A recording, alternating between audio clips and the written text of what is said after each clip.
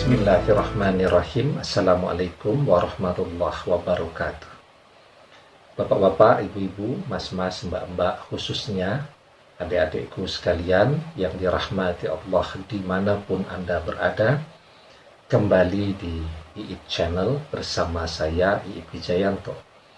Kali ini kita akan membahas tema mantan matre, ya, berpaling ke orang ketiga karena lebih kaya. Mudah, lakukan saja hal ini, pasti dia akan kembali. Ya, jadi nih, di zaman materialisme seperti saat ini kan, memang mayoritas orang berpikir berorientasi bagaimana caranya agar bisa hidup enak, hidup nyaman, ya, ongkang-ongkang kaki, apapun yang diinginkan tersedia. Ya, jadi pragmatisme itu memang selalu mengiringi materialisme. Begitu.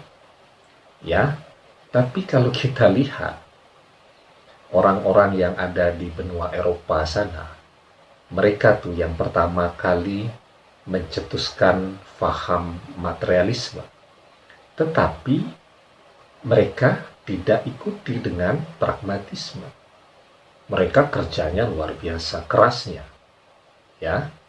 Walaupun mungkin kalau sudah liburan mereka field trip keliling dunia juga banyak ngabisin duit. Tapi kalau sudah waktunya bekerja, setiap hari itu rata-rata mereka bisa bekerja antara 12 sampai 15 jam. Ya, kita ini misal jadi dosen ya, itu berdiri di depan kelas 6 SKS setiap hari. Ya, 6 SKS dikali 1 SKS itu sekitar 50 menit. Ya, kurang lebih 4 sampai 5 jam. Itu sudah capeknya luar biasa, padahal tidak harus berdiri juga kan, bisa disambi duduk ya. Kalau lagi malas juga mahasiswa bisa dikasih kuis dan seterusnya. Tapi ternyata mengeluh terus, karena memang manusia tipikalnya begitu.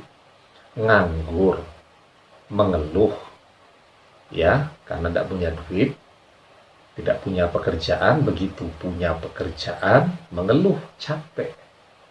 Itulah sifat dasar manusia.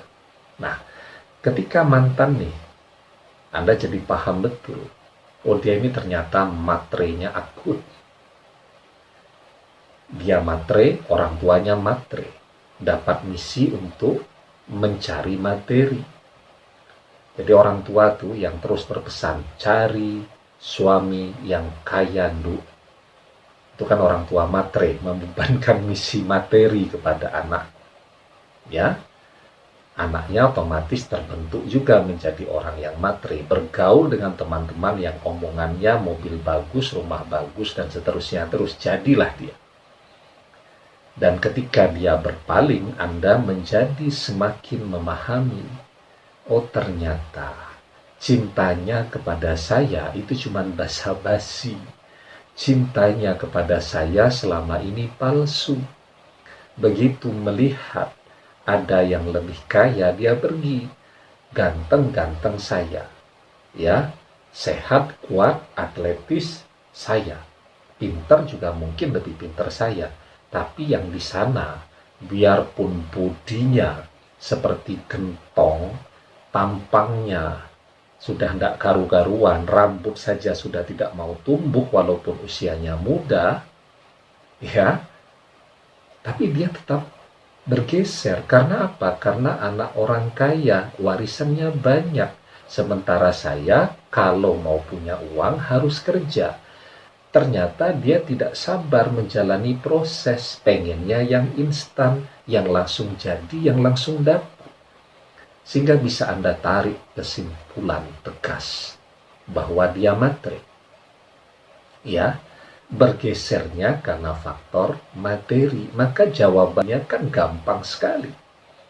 Kalau memang Anda merasa betul-betul mencintai dia, ya maka Anda harus memberikan jawaban terhadap kebutuhan dia.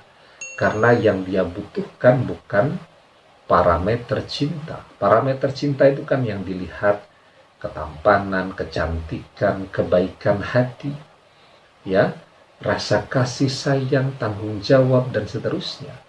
Yang dia lihat adalah materi. Dia tidak perlu mengenali karakter orang ketiga ini berlama-lama. Yang dia lihat cuman rumahnya, rumah orang tuanya, ya, asumsi warisan yang akan didapatkan. Sudah, dia tidak pakai pertimbangan macam-macam, dia langsung berpaling dan bergeser. Ya, bisa juga dia dijodohkan, diperkenalkan. Orang tuanya tentu pertimbangannya tidak akan jauh-jauh. Hidupmu bakal enak, kalau sama si A ini, si B ini. Ya, perusahaannya besar milik orang tuanya. Kamu langsung menjadi bu direktur. Ya, uang bulananmu akan berlimpah ruah. Bapak ibumu juga enak, adik-adikmu bisa sekolah dengan tenang. Ya. Nah, maka jawabannya tentu adalah materi tadi. Maka cara menghadapi persoalan ini kan sangat mudah sekali. Ya. Anda selalu bertanya-tanya, bagaimana caranya saya bisa kaya? Ya, bagaimana bisa kaya kalau tidak melakukan apapun? Ya. Coba deh Anda browsing itu, semoga Anda dapat inspirasi. Kalau dulu orang mau pameran lukisan, itu harus membuat acara pameran, harus sewa tempat, harus bayar SPG, ya. Kemudian lukisannya juga tidak bisa 1-2 kanvas, harus banyak. Masa orang datang nonton pameran cuma 2 lukisan, harus buat katalog lukisan, ya. Dan lain sebagainya. Harus ada publikasi di situ, harus bayar IO dan lain-lain. Saya tahu persis karena saya juga pelukis kan. Ya. Anda bisa lihat di zaman media sosial seperti sekarang ya. Banyak kan orang memamerkan lukisannya. Kita bicara yang sederhana, yang semua orang bisa melakukan. Tinggal masalah rezekinya sekarang. Bukan pelukis-pelukis terkenal juga, ya, tidak pernah kuliah di sekolah seni, tetapi mereka mau melakukan sesuatu, ya, lukisannya abstrak begitu, kombinasi berbagai warna cat, ditawarkan dengan harga 15 juta rupiah. Ditawarkan dengan harga 40 juta rupiah. Terlepas masalah laku atau tidak, mereka sudah menggunakan media sosial mereka dengan cerdas. Kan mereka pamerkan di akun Instagramnya, tidak bayar promosi, ya, tidak harus bayar IO, tidak harus sewa tempat, tidak harus buat katalog. Nanti kalau ada yang tertarik, tinggal chatting inbox, tawar-tawaran selesai. Masalah laku atau tidak, itu kita serahkan.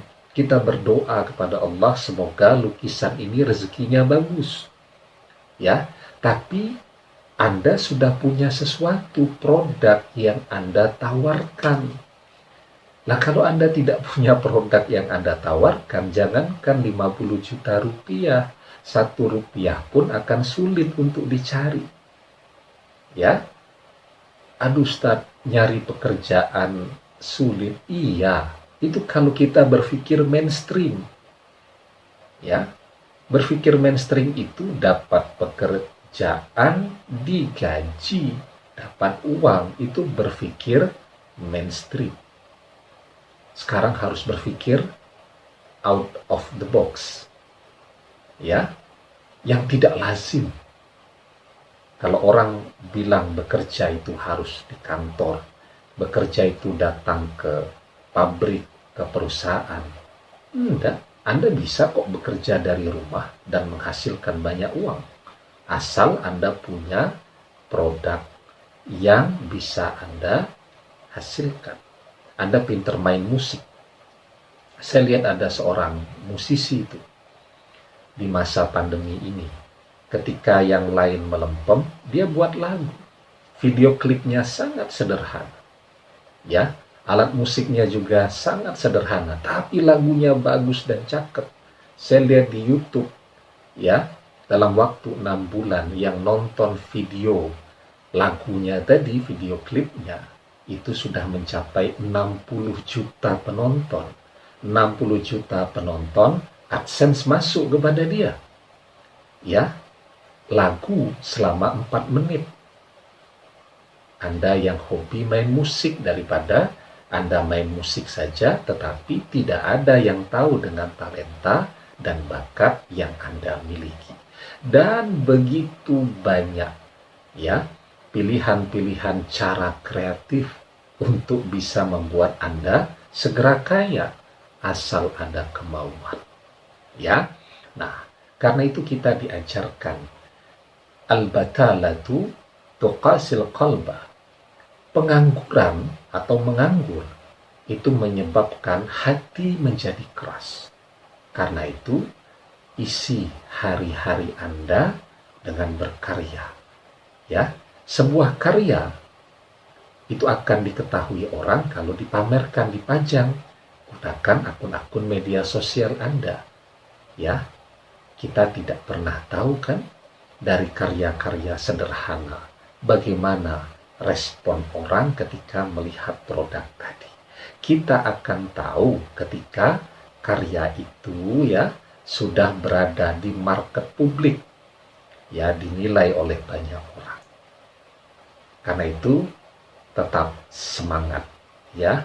Kalau orang bisa kaya, Anda juga insya Allah bisa kaya. Demikian, semoga bermanfaat. Wallahu a'lam bishawab, billahi taufiq wal hidayah. Assalamualaikum warahmatullahi wabarakatuh.